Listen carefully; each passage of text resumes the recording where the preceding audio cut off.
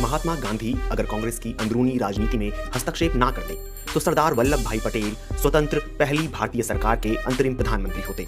जिस सरदार पटेल प्रधानमंत्री होते ना, अभी कुछ और ही होता। और यूएनओ में हम गारंटी दे रहे हैं, मुकदमा चलता, पाकिस्तान किया रहता कि लाहौर वापस कर दो। लेकिन हमारा पटेल का भारत का पीएम बनना तय ही था, हम सब जानते हैं। लेकिन उसके बाद भी गांधी जी ने इंसिस्ट किया कि पीएम नेहरू बने। The stage was set. 15 votes casted. 12 for Sardar Vallabhbhai Patel, none for Pandit Jawaharlal Nehru. But Nehru had in his corner the only person that mattered. Nehru had Gandhi. Congress में नेतृत्व करने के लिए चुनाव हुआ। 15 कांग्रेस कमेटियां, 12 कांग्रेस कमेटियों ने सरदार वल्लभ भाई पटेल को चुना था। उसके बावजूद भी नेतृत्व सरदार वल्लभ भाई पटेल को नहीं दिया गया। वो कौन सा लोकतंत्र था? पंडित नेहरू को दिखा दिया गया। अगर देश के पहले प्रधानमंत्री सरदार वल्लभ भाई पटेल होते तो मेरा कश्मीर का यह हिस्सा आज पाकिस्तान का ना होता। पटेल पर रिसर्च करने वाले प्रोफेसर संजीव तिवारी कहते हैं कि सबसे बड़ा नुकसान उन्हें तब हुआ जब गांधी जी ने पीएम पद के लिए नेहरू जी का साथ दिया। नमस्कार, मेरा नाम है अजय यादव। आज पीएम इन वेटिंग में आज कहानी है सरदार वल्लभ भाई पटेल की, जो प्रधानमंत्री बनते बनते रह गए। 1939 में दो बड़ी पार्टियां थी, कांग्रेस जो एक सेक्युलर देश की बात कर रही थी और दूसरी जिन्ना की मुस्लिम लीग जो धर्म के आधार पर अलग रास्ता चुन चुकी थी। मुस्लिमों का भरोसा जीतने के लिए कांग्रेस का अध्यक्ष बनाया गया मौलाना आजाद। फिर द्वितीय विश्व युद्ध छिड़ गया और 1946 तक कांग्रेस अध्यक्ष का चुनाव नहीं हो पाया और मौलाना आजाद ही अध्यक्ष बने रहे। लेकिन 1940 तक नए अध्यक्ष को लेकर पार्टी में खींचतान शुरू हो गई।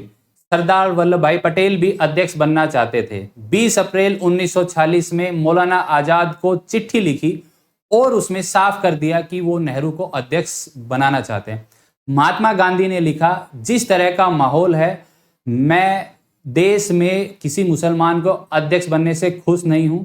मैं चाहता हूं कि आपको ये घोषणा करनी चाहिए कि आप अब अध्यक्ष नहीं रहना चाहते। बादशाह, अगर मेरी राय पूछी जाए तो मैं जवाहरलाल को प्रेफरेंस दूंगा। इसके बहुत कारण है, लेकिन मैं उनमें जाना नहीं चाहता।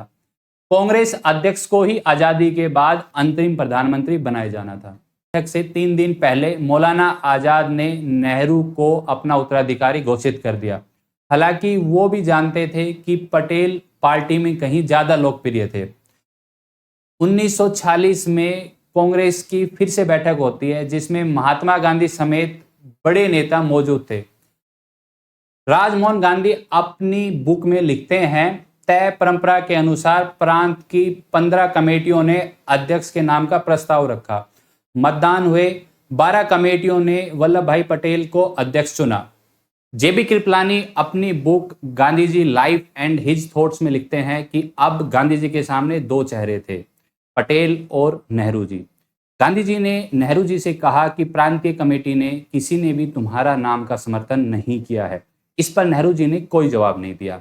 जेबी कृपलानी गांधी जी की मनसा भाप चुके थे। उन्होंने पटेल से पूछे बिना नाम वापसी का पत्र उनके सामने रख दिया। इस पर पटेल जी ने कोई हस्ताक्षर नहीं किए और जेबी कृपलानी ने वो पत्र गांधी जी के सामने रख दिया। फिर गांधी जी ने वो पत्र पटेल के सामने रखते हुए कहा कि नेहरू जी किसी दूसरे पद के लिए नहीं मानेंगे। एक बार फिर से पटेल ने गांधी जी के कहने पर अपना नाम वापसी ले लिया। ऐसा पहली बार नहीं हुआ था। 1929, 36 और 39 में भी गांधी जी के कहने पर पटेल ने कांग्रेस अध्यक्ष के नाम से अपना नाम वापस लिया था। अब उन्हें क्लियर हो चुका था कि कांग्रेस का जो अध्यक्ष है वो जवाहरलाल नेहरू का बनना तय है। उसके बाद जैसे ही उनके नाम की घोषणा होती है, नेहरू और सरदार पटेल की आपसी लड़ाई सामने आने लगी। 1940 में मेरठ में एक सभा में पटेल जी ने कहा था कि जो लोग पाकिस्तान चाहते हैं वो शांतिपूर्ण तरीके से अपनी मांग रख सकते हैं, लेकिन ये याद रखें, अगर उन्होंने कोई दूसरा रास्ता चुना तो तलवार के लिए तलवार ही उठेगी। पटेल का ये भाषण गांधी जी के पास शिकायत के तौर पर पहुंचा।